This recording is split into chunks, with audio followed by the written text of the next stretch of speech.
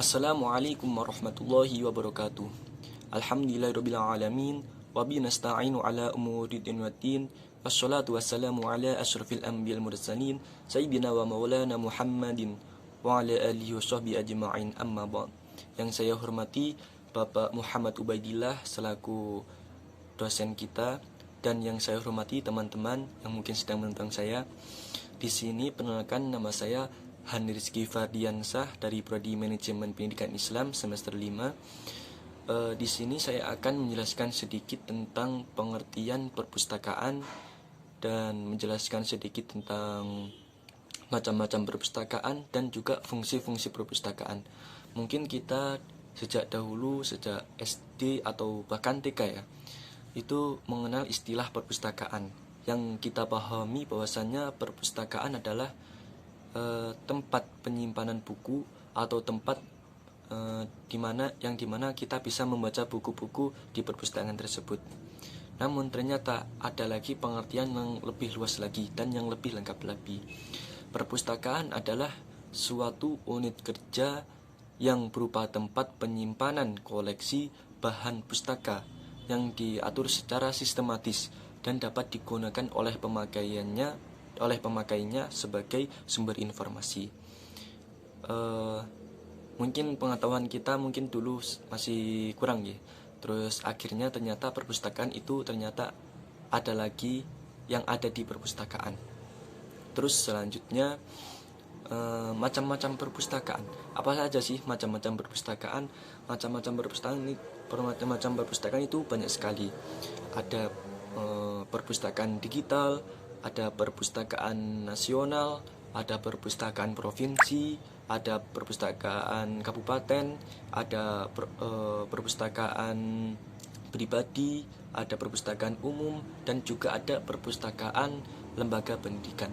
Nah, apa sih yang dimaksud perpustakaan digital? Perpustakaan digital adalah perpustakaan yang berbasis teknologi informasi. Jadi kita tidak perlu pergi jauh-jauh dari rumah ke perpustakaan yang ada di tempat umum. Jadi kita hanya perlu HP atau komputer. Di situ kita sudah menemukan perpustakaan yang di situ banyak terisi buku-buku yang dapat kita gunakan secara baik. Terus apa sih perpustakaan khusus? Perpustakaan khusus adalah perpustakaan yang diperuntukkan untuk khusus sendiri. Contoh perpustakaan Bung Hatta, yang dimana perpustakaan itu hanya menjelaskan tentang atau yang berisi tentang buku-buku tentang Bung Hatta. Terus apa sih perpustakaan lembaga pendidikan? Perpustakaan lembaga pendidikan adalah perpustakaan yang ada di sekolah yang digunakan untuk pembelajaran siswa dan dapat digunakan untuk mencari informasi sebagai penunjang pembelajaran seorang siswa. Terus fungsi-fungsi perpustakaan. Fungsi-fungsi perpustakaan ada beberapa ya, yaitu fungsi penyimpanan, terus fungsi pendidikan, dan juga fungsi kreasi. Yang pertama, fungsi penyimpanan. Jadi perpustakaan adalah tempat penyimpanan sebuah informasi yang berupa buku atau majalah atau artikel atau yang lain-lain. Terus yang kedua, sebagai pendidikan.